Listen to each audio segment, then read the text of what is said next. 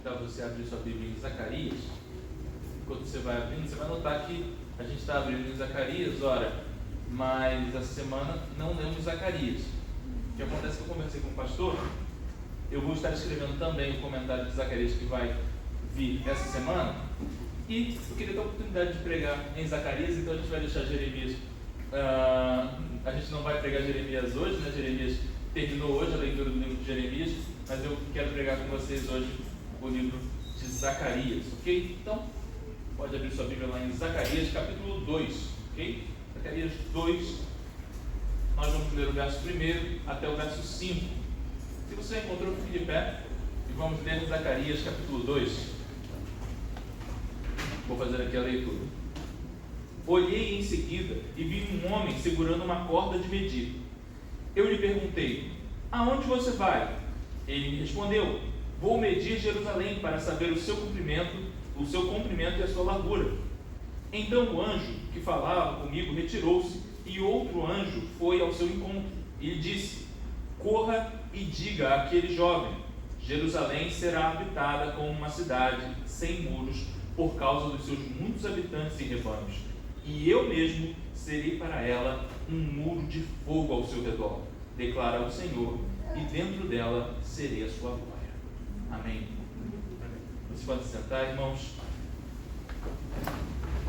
Na segunda carta do apóstolo Paulo aos Tessalonicenses, não esqueci, a gente leu Zacarias, só quero comentar algo sobre a carta aos Tessalonicenses. Na segunda carta do apóstolo Paulo aos Tessalonicenses, ele fala sobre um grupo de pessoas na igreja que não queria mais trabalhar, não queria mais fazer nada, queria ficar sentado esperando a vida do Senhor Jesus. Eles entendiam que o Senhor Jesus viria logo, e se ele vai vir logo, a gente pode ficar aqui parado sem fazer nada, e ele está vindo, não se preocupe, ele está vindo. Essa cena, ela é algo que obviamente se comprovou errado, no sentido de que essas pessoas morreram, ou seja, ainda não era o tempo do Senhor Jesus voltar, e em segundo lugar, porque o próprio apóstolo censura eles e diz: olha, o que vocês estão fazendo é errado, vocês não podem parar por causa disso. E o apóstolo então ataca esses irmãos dizendo: ora, se algum de vocês não quer trabalhar, também não coma, porque é necessário que vocês de fato se esforcem e façam o melhor que podem no seu serviço, na comunidade e nas suas vidas. E eu fiquei pensando um pouco, o que a gente poderia fazer em algumas ocasiões. Se você soubesse que Jesus vai voltar sexta-feira, se você soubesse disso, você iria trabalhar amanhã? Será que você iria aparecer para trabalhar amanhã? Será que você iria querer fazer alguma coisa, além de simplesmente descansar e esperar, e talvez aproveitar alguma coisa que você possa gostar de fazer? Talvez dessa maneira que nós agíssemos. E o que eu acho engraçado desse tipo de imagem, é que para mim é um pouco o que Zacarias está fazendo aqui. Zacarias está dizendo a esse povo: olha, Deus vai agir, Deus fará coisas maravilhosas. E ponto. Ele não diz: se vocês vierem, se vocês agirem, se vocês atenderem ao meu chamado, aí Deus vai fazer coisas maravilhosas. Ele simplesmente diz: Deus vai fazer coisas maravilhosas. E eu fico olhando para isso e fico pensando: rapaz, Zacarias, como você pretende convencer esse povo? Porque você não está dizendo para eles que eles precisam fazer, só está dizendo para eles que Deus vai fazer. Que chance há deles aceitarem fazer alguma coisa com base num chamado desses? Será que nós estaríamos dispostos a atender ao chamado do Senhor, se o chamado não fosse simplesmente sobre nós, mas fosse sobre o que Ele vai fazer? Mas afinal, que chamado é esse de Deus de Zacarias? Então vamos falar um pouquinho sobre qual é a mensagem do profeta Zacarias. O profeta Zacarias é um dos últimos profetas. Na verdade, ele é o penúltimo livro da Bíblia, vem logo antes de Malaquias, o penúltimo livro do Antigo Testamento, e ele surge no período final, portanto, dos profetas. Você tem ali os primeiros profetas que escreveram, no caso, por exemplo, Isaías e Jeremias, que escreveram enquanto ainda havia um reino.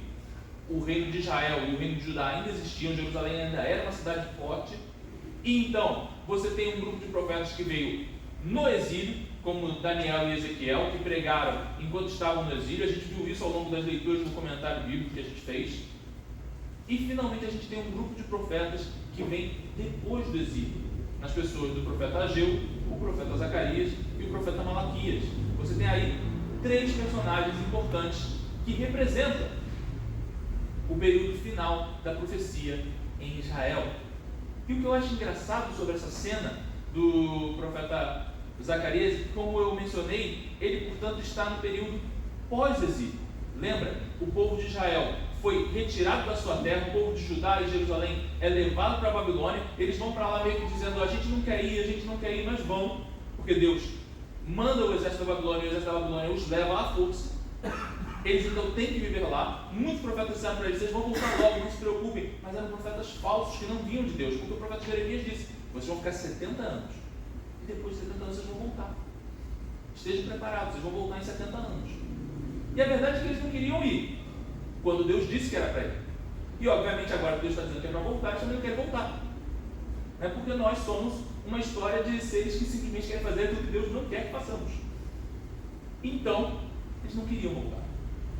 Era um povo que não queria voltar. Poucos foram aqueles que voltaram, geralmente entre os mais pobres da comunidade, aqueles que não enriqueceram na Babilônia. Voltaram. Poucos são esses. E esses poucos têm a responsabilidade de reconstruir o templo do Senhor. O profeta Zacarias, portanto, surge onde Deus o chama, assim como chamou o profeta Ageu, para 2 grandes missões. A primeira, convocar o povo a reconstruir o templo. E em segundo lugar, convocar o povo a voltar. Dizer: olha, vocês têm que voltar. Mas como eu disse antes, como assim dizer que tem que voltar com uma imagem como essa? E que imagem é essa que nós vemos? O profeta Zacarias escreve um livro cuja primeira parte é uma sequência de visões que ele teve. O Senhor o acordou de madrugada e ele teve várias visões que representam coisas que vinham para o futuro, coisas que vinham para um cumprimento que a gente ainda nem viu. E então o profeta vai e apresenta essa sequência de visões. E no que ele dá essas várias visões, algumas delas conversam maravilhosamente com a situação presente, dizendo a eles: olha, é isso que vocês têm que fazer. Dentre essas coisas presentes, eu queria comentar o que a gente viu aqui, essa visão. Então vamos falar um pouquinho sobre o conteúdo da visão. Primeiro, a imagem começa com medidas. Há um anjo medindo a cidade de Jerusalém. O que é a intenção em medir a cidade de Jerusalém? Se nós olharmos para o quadro todo, para aquilo que começou e para aquilo que terminou, a ideia de medir, para mim, lembra um pouco o que a gente vê naqueles vídeos ou matérias de antes e depois. Sabe, que você está na internet e de repente, provavelmente você está no Instagram e está ali meio que mofando, né? Você está ali simplesmente olhando os rios que vão aparecendo um atrás do outro, e em algum momento surge: veja como fulano está, ele era assim e agora é assado, né? Então você vê lá o sujeito, ele tinha bigode, agora não tem mais, ele pesava 105 quilos, agora pesa 75, enfim, você vai ver alguma imagem assim da transformação que o indivíduo sofreu, né? É o antes e o depois, e a gente percebe que o anjo está medindo, para que depois a gente veja que a cidade cresceu. Então, ele começa com a ideia de: notem que a cidade será transformada, a cidade será reerguida, a cidade vai ressurgir. E aí, a gente tem que reparar que existe um conteúdo aqui muito poderoso no que Zacarias está fazendo, porque a gente tem que voltar a uma dimensão que a gente perdeu um pouco da nossa fé, que é a dimensão da contemplação. Essa profecia, ela era lida, ou ela era falada diante do povo. As pessoas ouviam, e enquanto ouviam essa descrição que o profeta está fazendo, do anjo vindo, dele falando com o anjo ousadamente, do anjo indo continuar medindo, tudo isso estava sendo contemplado. Eles estavam ouvindo e estavam vislumbrando, visualizando isso. A gente se acostumou tanto a ver filme, tanto a ver cena em série, em encenação e o que for, que a gente perdeu um pouco essa capacidade de imaginar aquilo que está sendo descrito para nós. Mas tenta olhar para a profecia. Observe o que o profeta está dizendo.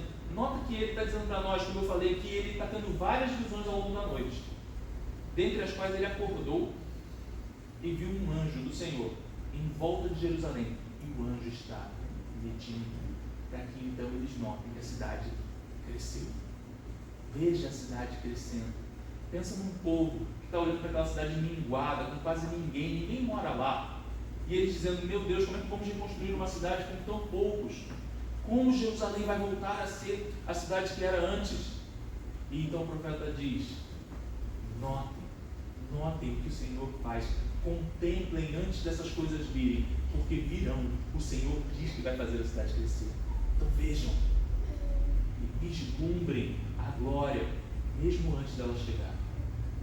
Ainda há coisas gloriosas para acontecer, mas já agora vocês podem ver. Vejam as coisas maravilhosas que Deus tem feito. É óbvio que Deus já sabia as medidas.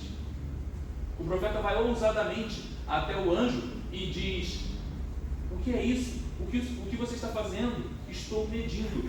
Deus já sabia as medidas. A imagem é para o profeta e, por consequência, é para o povo que ouviu o profeta e, por consequência, é para nós. Vejam o que Deus está fazendo. Vejam que o próprio Deus está medindo esta cidade, porque Deus quer conhecer as suas dimensões, para que seja claro para nós o grande milagre que Ele vai fazer ao reconstruir essa cidade.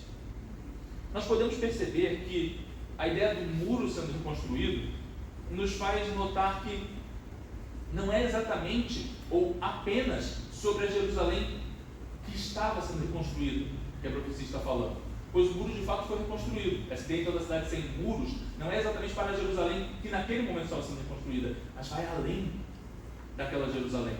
É muito maior do que aquela Jerusalém. É a Jerusalém celeste que um dia virá. E então o profeta chama: contemplem a imagem daquilo que Deus vai construir e onde habitarão todos aqueles que o amam. Que lugar maravilhoso é esse? Olhem, vejam, percebam que lindo lugar o Senhor está construindo. Então, eu gosto de pensar nessa imagem da cidade que vai crescendo sem parar. Eu pensei numa outra imagem bíblica. Eu pensei no profeta Daniel, quando interpreta os sonhos de Nabucodonosor. Você se recorda? Há uma sequência de pedaços na estátua, cada um deles representando um dos reinos que viriam, mas em dado momento vem uma pedra, ela atinge a estátua, os reinos se desfazem, já não há mais reinos na terra, e a pedra está em seu lugar, mas a pedra não está parada, a pedra cresce, e cresce, e cresce, até que simplesmente não dê mais para ver onde ela termina e onde ela começa, ela só cresceu. E então o profeta diz: este é o reino de Deus, porque ele cresce, e ele vai crescendo até o ponto que nós simplesmente não conseguiremos notar onde ele termina. Ele só cresce. Essa é a imagem que o profeta está evocando para nós. A cidade vai ser expandida, ela vai crescer de novo, ela será enorme. Mas tem uma coisa que a gente tem que pensar nessa imagem, que é: então, por que as pessoas não estavam lá? O que impediu os hebreus de retornarem, os judeus de retornarem à sua cidade? E a gente vai reparar que, em geral, aquele povo tinha medo. E não é à toa. Olha o que foi descrito para nós: é uma cidade sem muros. Naquele mundo, o muro, a muralha, era a maior sensação de segurança que uma cidade podia ter. Não ter muro era a certeza de que um grupo de salteadores, de ladrões, podia aparecer e simplesmente levar tudo embora. Tudo que você se esforçou para construir, toda a colheita que você fez, e a única garantia de que a sua família teria alimento ao longo de um determinado período, tudo podia ser roubado, tirado de você rapidamente, porque não havia muro. Que cena assustadora poderia ser essa? As pessoas tinham medo, tanto aquelas que estavam vivendo lá, quanto aquelas que não retornavam, pois eram pessoas que moravam muitas vezes na Babilônia, ou em outras cidades como Suzã, dentro do Império, e elas olhavam e percebiam: ora, a vida aqui é muito mais confortável, nós construímos uma vida, nós fizemos dinheiro, nós somos ricos, por que voltar para uma cidade tão perigosa como se tornou Jerusalém? Eu sei que a imagem de uma cidade perigosa é difícil da gente imaginar, a gente não consegue pensar numa cidade perigosa. O que é uma cidade perigosa? Eu não faço ideia. Mas o fato é que essas pessoas tinham medo.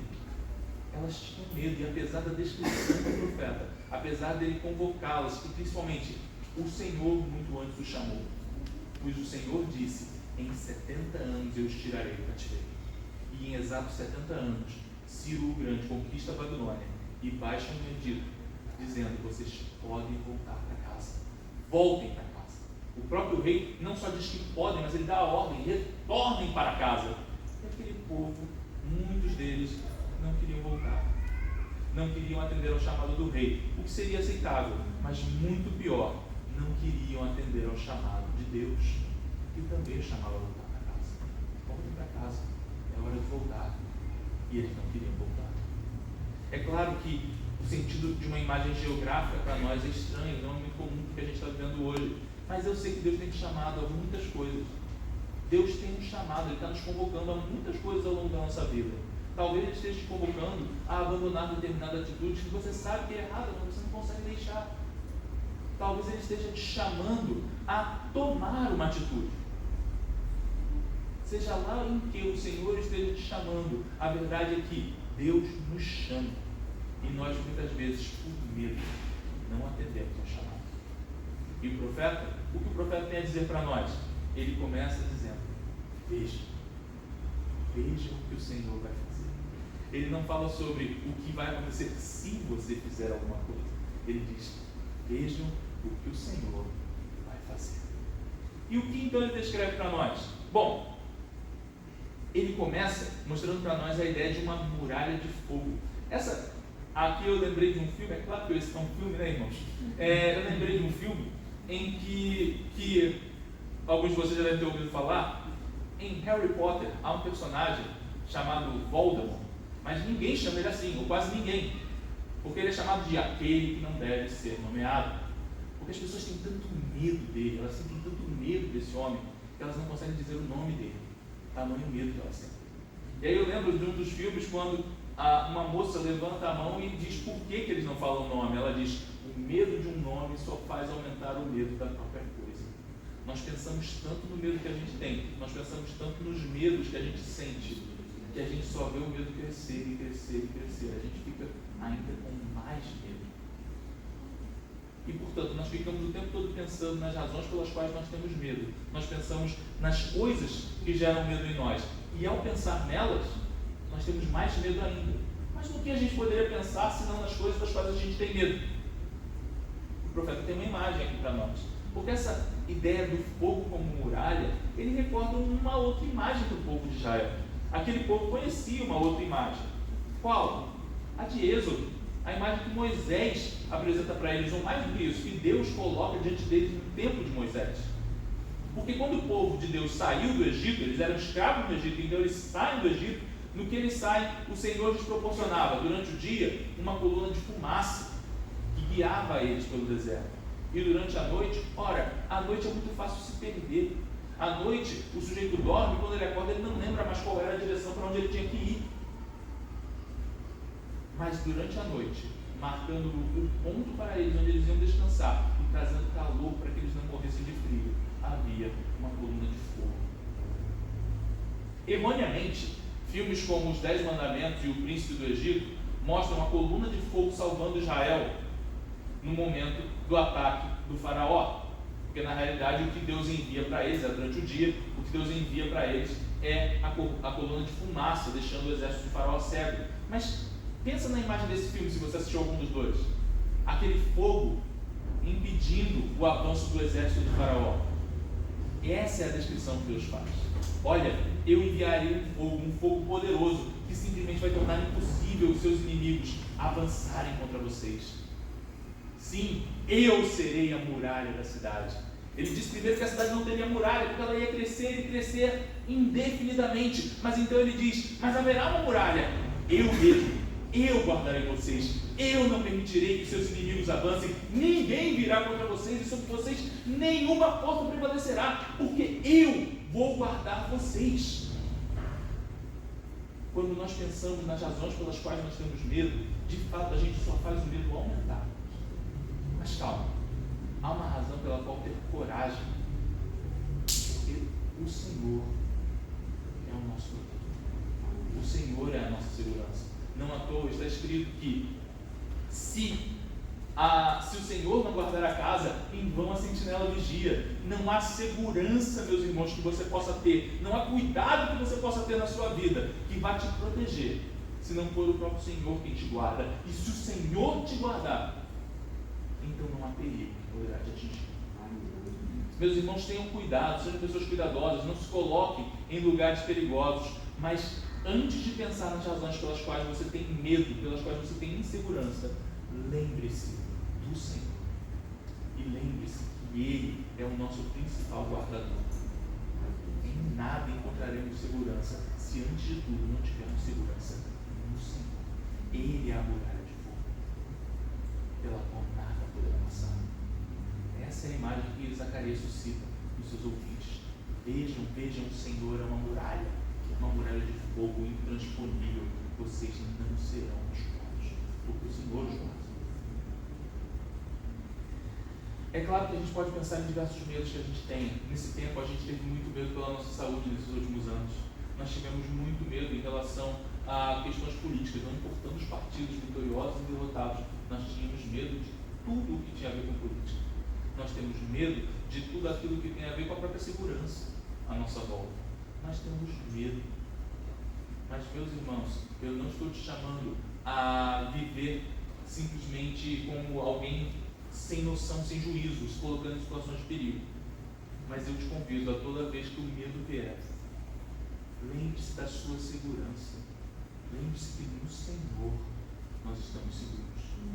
Não importa a saúde, porque se nós sabemos que o Senhor nos cuidará, ainda assim cuidaremos de nossa saúde.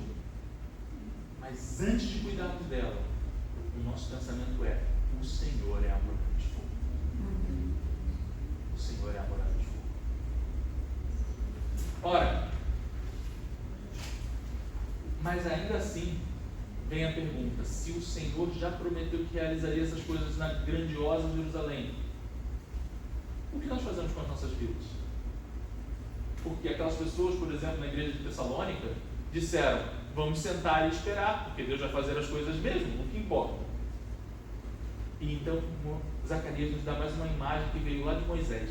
Ele fala sobre a glória de Deus no centro do seu povo, no meio do seu povo. Essa imagem está atrelada àquilo que Moisés fala quando ele é levado por Deus para ver o tabernáculo celeste do Senhor. E então tem que reconstruí-lo exatamente como ele era no céu, porque é dito: eu habitarei entre vocês. E o Senhor, a glória do Senhor desce e está no meio do seu povo, está no seu tabernáculo. Que imagem gloriosa! O Senhor habita no meio do seu povo. Vejam bem, desde Adão, em nossa queda, nós estávamos perdidos, porque não havia como. Nós éramos culpados e tínhamos, portanto, a certeza de que Deus jamais poderia se aproximar de nós. Mas, por outro lado, nós fomos feitos com sede de Deus, com um desejo profundo de conhecer a Deus. Mas agora já não poderíamos mais conhecê-lo, não poderíamos nos aproximar de Deus, porque Deus é santo, santo e santo, e nós somos pecadores. Mas então, como sabemos, foi prometido algo a ela: alguém viria para consertar tudo isso. E pouco a pouco esse plano foi sendo revelado, até o ponto, por exemplo, de Moisés então ter essa revelação: olha, o Senhor habitará no tabernáculo. A própria glória de Deus está no tabernáculo. Mas para além disso, talvez uma imagem mais poderosa da glória de Deus que nós podemos encontrar vem do apóstolo João. O que o apóstolo João nos diz sobre a glória de Deus? No comecinho do Evangelho de João: e vimos sua glória, glória como a do unigênito de Deus. Porque se nós temos uma imagem de Deus habitando no meio do seu povo, por meio do tabernáculo, muito mais poderosa é a imagem do apóstolo João, que viu o próprio Deus feito carne, habitando no meio do seu povo. Ah, meus irmãos, todo aquele que conhece o Senhor Jesus Cristo já começou a conhecer a glória de Deus na pessoa do Senhor Jesus Cristo. Ele é a glória de Deus e Ele habita no meio do seu povo. Que coisa maravilhosa, meus irmãos. E essa é a imagem que o apóstolo evoca. Ele diz: e então virá um tempo que não será apenas o conhecimento da apresentação que o Espírito fez a nós do Senhor Jesus, mas o próprio Senhor Jesus viverá no meio do seu povo, pois a glória de Deus estará no meio do seu povo, numa cidade santa e maravilhosa, na qual não haverá insegurança, não haverá razão para medo. Nós simplesmente o veremos. E vendo, que maravilhoso é contemplar o próprio Deus. Como eu disse antes, o ser humano foi feito sede. Ele tem sede de Deus. Ele sente sede. Onde está Deus? É a pergunta que verdadeiramente existe no coração de todos os seres humanos. Nós temos sede de Deus. Nós queremos vê-lo. Nós queremos contemplá-lo. E não poderíamos fazê-lo não fosse o fato de que o Senhor Jesus Cristo veio a esse mundo. e ao vir, nós vimos sua glória, glória do unigênito de Deus. Então, meus irmãos, a glória de Deus no centro da cidade, essa é a imagem do profeta. E eu quero colocar uma última coisa sobre isso, que é, nessa imagem da glória de Deus no centro da cidade, nós também podemos encontrar aquilo que o Senhor Jesus falou sobre a própria glória.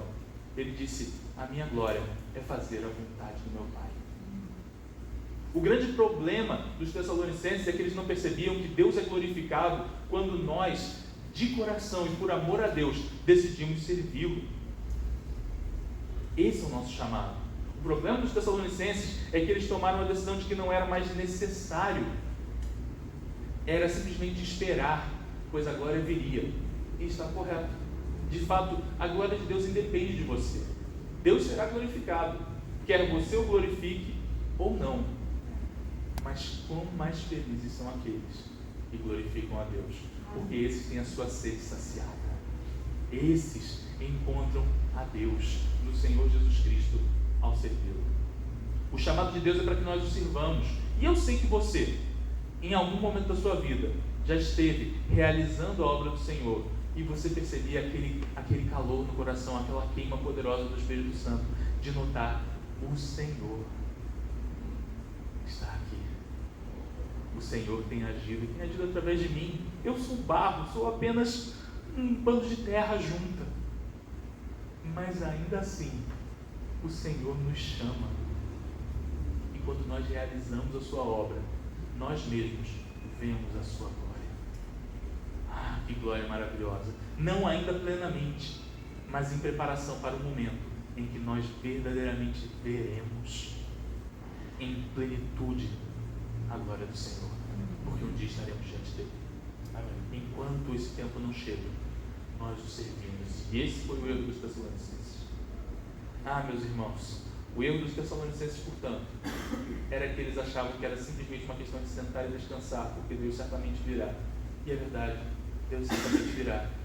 Mas quão maravilhoso e quão melhor é a vida daquele que serve a Deus, porque esse sim tem a sua sede sendo saciada a cada dia, para aquele dia glorioso, quando nós o veremos. Espere, aguarde, mas enquanto você aguarda, sirva-o, porque quando você serve, você tem uma pequena visão, uma pequena imagem do que é a glória de Deus, e pouco a pouco ela vai se manifestando a nós, até que nós veremos plenamente no Senhor Jesus Cristo, que estará diante de nós e habitará no nosso meio. Eu encerro com as palavras do reformador Martim Lutero, que disse: uma masmorra com Cristo é um trono, e um trono sem Cristo é um inferno. Deus seja louvado. Vamos orar? Ó Senhor, obrigado. Obrigado porque vimos Tua glória. Ah, Senhor, nós vimos Tua glória, glória como a do unigênito do Pai. Obrigado, Senhor. Obrigado porque Tu habitas no nosso meio. Obrigado, Senhor, porque de fato há uma cidade em expansão e o Senhor sabe o tamanho da cidade, não era necessário medi-la, mas o Senhor o faz para que nós entendamos e percebamos que o Seu reino cresce, Senhor, e cresce sem fim. Ah, Senhor, e nós agora já podemos ver, não em plenitude, mas podemos ver quão belo é o Teu reino, Senhor. Quão belo é o Teu reino na vida de cada um daqueles que o Senhor tem tocado, que o Senhor tem salvo, Senhor. Obrigado. Obrigado porque Tu nos salvaste, Senhor. Ah, Senhor, faz-nos ver mais claramente, Senhor, a cada dia. Faz-nos Te servir, Senhor, para que colocando as nossas vidas no Teu serviço, possamos ver ainda mais claramente o Senhor Jesus Cristo, a glória de Deus. Ah, Senhor, e quando tivermos medo, Senhor, faz-nos perceber a muralha de fogo mais poderosa à nossa volta. Ah, Senhor, e quando então nós estivermos com um medo que venha tão poderosamente que parece capaz de nos quebrar, faz-nos lembrar que nós temos visto a Cristo e um dia o veremos tão perfeitamente, pois estará diante de nós. Ah, Senhor, vem sobre nós e faz cada um aqui ver a Tua glória, Deus. E todos aqueles também distantes, Senhor, mas que aguardam a Tua manifestação, Senhor. Faz com que todos nós vejamos a Tua glória. Sim, Senhor, em nome de Jesus.